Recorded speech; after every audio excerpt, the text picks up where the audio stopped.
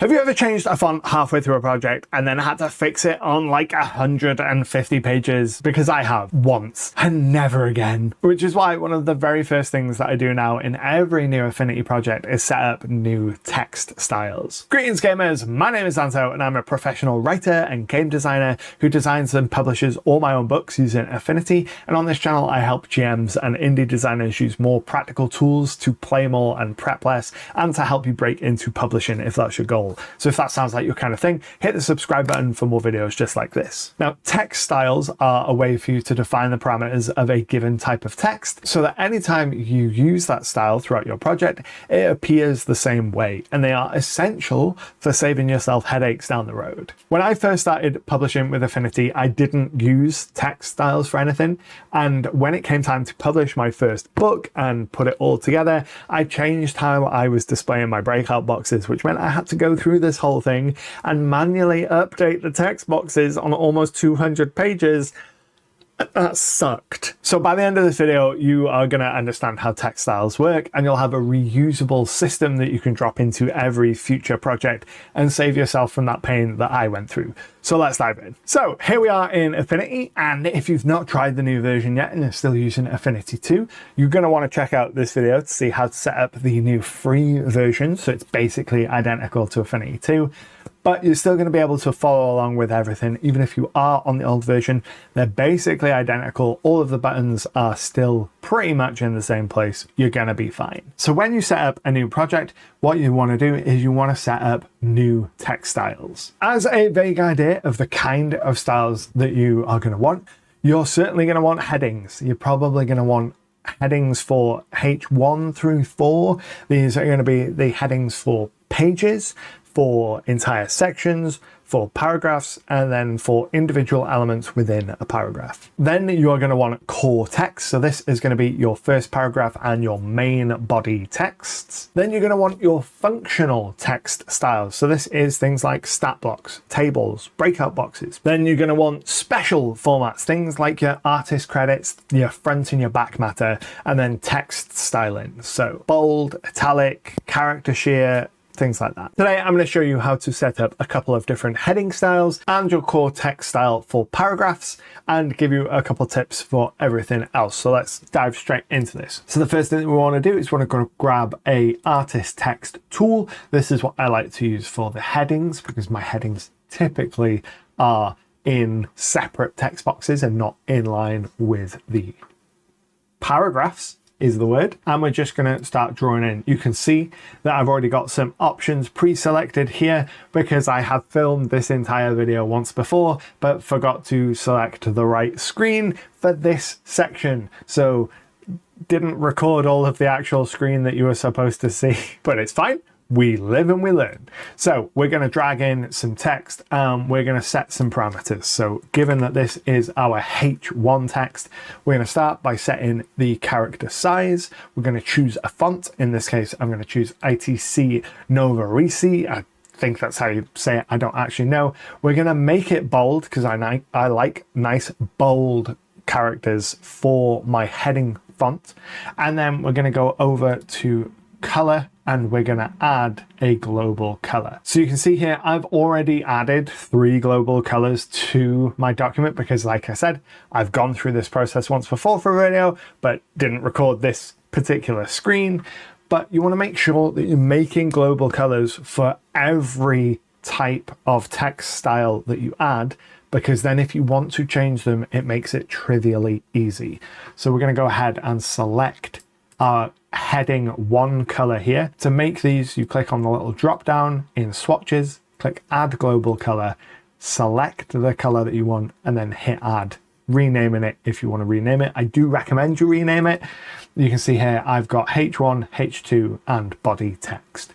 So then we just start typing heading 1, and if we go ITC Nova Risi and bold, and then make sure we're in the right color, and then we have everything set up for our heading. To save this as its own text style so we can reuse it again and again, we want to come up to the toolbar, and we've got 2 different style options. We've got character style, which is the one next to the little A there, and paragraph style, which is the one next to the little backwards P. That's the paragraph icon.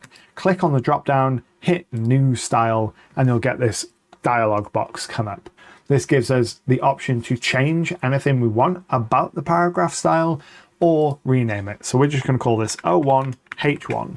I like to number all of my paragraph styles so that when I open the drop down box, H1 is always at the top. My most used ones are at the top. And then we're just going to hit OK, and that is our first heading made. Next, we want to make heading 2. And to do that, we're going to go ahead and we're going to click on our artist text again. We're going to make sure we've got no style selected up at the top, and we're going to type in heading 2. By default, we're going to have that global color still selected. So we either make a new color, or in my case, we're going to change it to our heading 2 color. The color that we choose doesn't really matter here. We just want to make sure we're choosing a color. We can change them in the future, but we want to make sure we're baking in the functionality for those global colors to be there right from the start. Then we go ahead and change the font again, and then change our sizing. We're going to go 36 for this.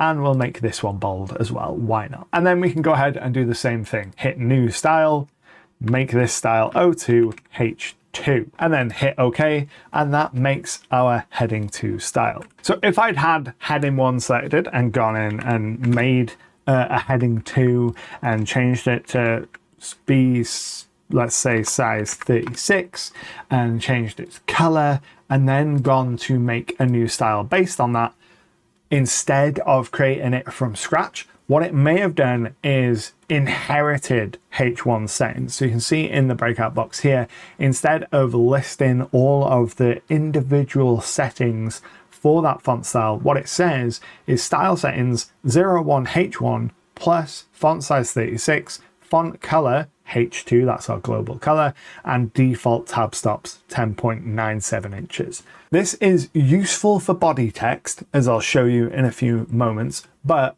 when it comes to headings, I'd recommend you not inherit settings, because it can cause all kinds of weird problems once you start using headings in line with your paragraphs. If you change something that you want for heading 1, which will usually be broken out of a paragraph, and then have that apply to the inherited settings of all of your inline headings, it's going to cause all kinds of headaches. So my big recommendation is have all of your headings, your 4 H's, be independently styled. Next thing we want to do is we want to work on our body text. So to do this, we're going to use the frame text tool, and we're just going to draw in a frame and start typing. So the first thing that we want is a first paragraph.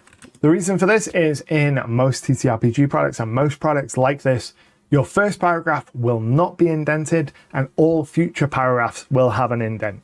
And the easiest way to do that is to have them be 2 separate text styles. So for our first paragraph, we want to set the text size. I'm going to leave it at 12 point. We want to choose a font. I'm going to use Garamond for this. This is my go-to font for my side quest style products. I'm going to choose a color. So for this, I'm going to use full K CMYK black, which I've set up as a global color so that I can change it if needed. Then, just like before, we go up into the toolbar and hit new style, and we're going to call this 05 first paragraph, because our first 4 are going to be headings 1 through 4. We hit OK, and then the very next thing that we want to do is we want to make our main body. And as we hit enter, immediately we see that I've made a mistake and I need to change it. So coming down into the paragraphs tab down here in the right hand panel, you can see there's a bunch of information here. And what I need to change is the space after distancing. So by default, that is set to 12 points. So it will give you the same size as your font after you press enter or return between lines. I don't want there to be any space because I want my paragraphs to butt up against each other. So I need to change that 12 point to 0. And then, provided I do it while I've got the right font selected, you can see up here in the toolbar, this little refresh icon becomes available, which allows me to update my paragraph style. When I do that, then I can start typing immediately beneath that first line.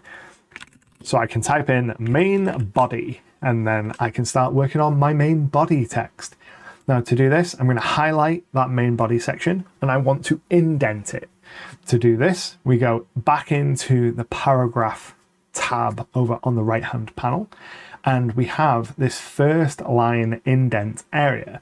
Now I want to set that to 12 points, which is the same size as my text. And as a general rule of thumb, if you're going to indent anything, if you're going to work with spacing, set it as a baseline at the same size as your body text. If that doesn't look big enough, try some integer of your body text until you find something that looks right to you. Working in some kind of variable of your body text is going to make your whole piece look much more cohesive without you needing to understand why it looks more cohesive. It's a really quick tip for like really quickly leveling up the appearance of your designs. So we're going to set that to 12 points, which will indent it a little. And as I've done that, I've realized that I've not done the same for tab stops. So we're going to go up to paragraph. I'm going to change paragraph to 12 point tab stop indent and inherit that. And then main body is gonna go here, and we're gonna create a new style. And you can see that this has inherited the first paragraph style plus a first line indent of 0.167 inches, which is the 12 points. So we just want to name that as main body. So any changes we make to first paragraph will update main body as well. And from there, the process is basically do that for every piece of text that is going to appear in your document.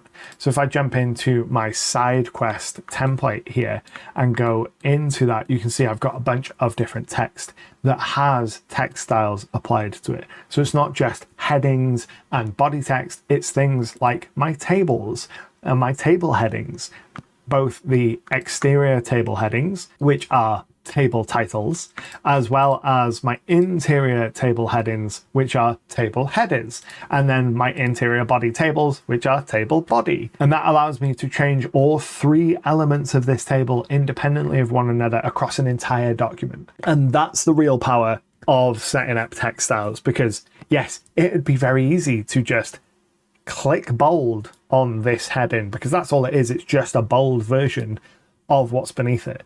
But if when I'm 200 pages deep into a project, I decide that actually these table headings that are in the table itself, I want them to have a different font. I want them to be differently sized. I want them to be different in some way that is really important. I don't want to have to manually go in and do it to every table throughout an entire 200-page book. Similarly, with the monster stat block, all the way that presents information is broken into individual text styles. So these bold elements of the stat blocks are stat block titles, there's the stat block information, there's the table of the stat blocks.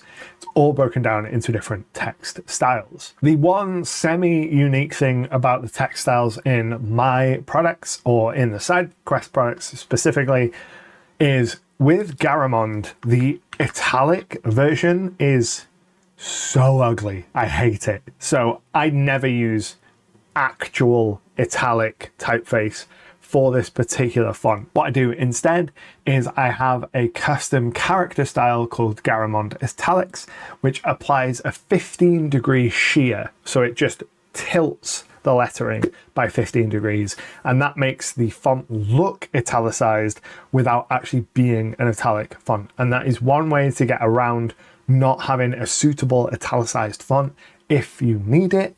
It's not ideal. It is better to be able to get a font that uses those italics, but in most cases there are ways around it. So when you're finished setting up your text styles, I highly recommend that you save a copy of your project separately to use as a template in the future. And then a pro move is to work all the way through a project and save another copy, stripping out all the content before you save it. Because chances are you'll work through the project and make a bunch of micro adjustments to your text styles as you use them in a real world setting. So then saving it again saves all of that headache. Now, before we finish today, I want to give you a really quick crash course on typefaces or fonts, because it's another thing that can save you a ton of time and headaches on your projects. When it comes to text styling, there are 4 things that you want to consider when choosing your fonts: size and spacing, styling, character availability, and accessibility. So for size and spacing, the size of text is based on points, like I said before,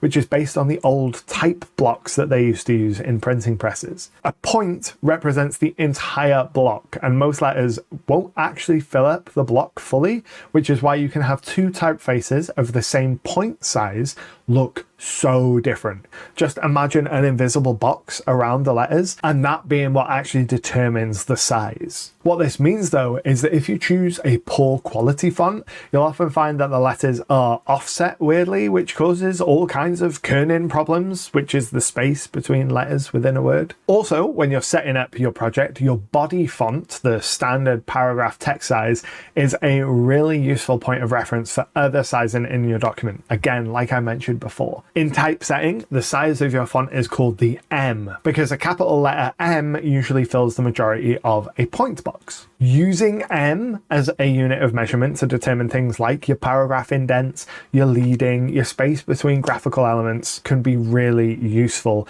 and really level up your overall design game without you having to understand why. Styling. When choosing a font for your project, you want to choose one that has multiple styling options, so various weights of bold and black, different italic options, and different levels of condensed lettering. This means that you can use the font for multiple purposes, and then it gives you more flexibility in your design. Character availability. One thing to watch out for, especially in free fonts, is that a lot of them don't have all the characters represented.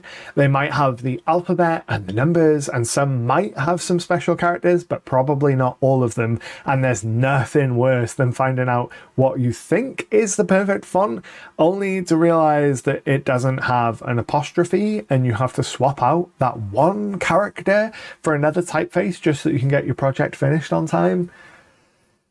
We've all done it. Accessibility. The last thing that you want to think about when choosing fonts for your project is accessibility. You want to make sure that your chosen typefaces are easily readable, properly sized, given enough leading so as to not crowd themselves, and you want to make sure that you're choosing colors with high contrast in comparison to your background. I'm going to cover all of this in a future episode on accessibility in design, so make sure you subscribe to catch that when it comes out. But the main thing that you want to keep in mind now is to not use overly graphical fonts that are really difficult to read. If you have any questions about setting up text styles, let me know down in the comments below. And if you want to keep watching, check out this video where I talk about color spaces and print colors, which are one of the most important things to get right when you're getting into publishing. But until next time, happy gaming.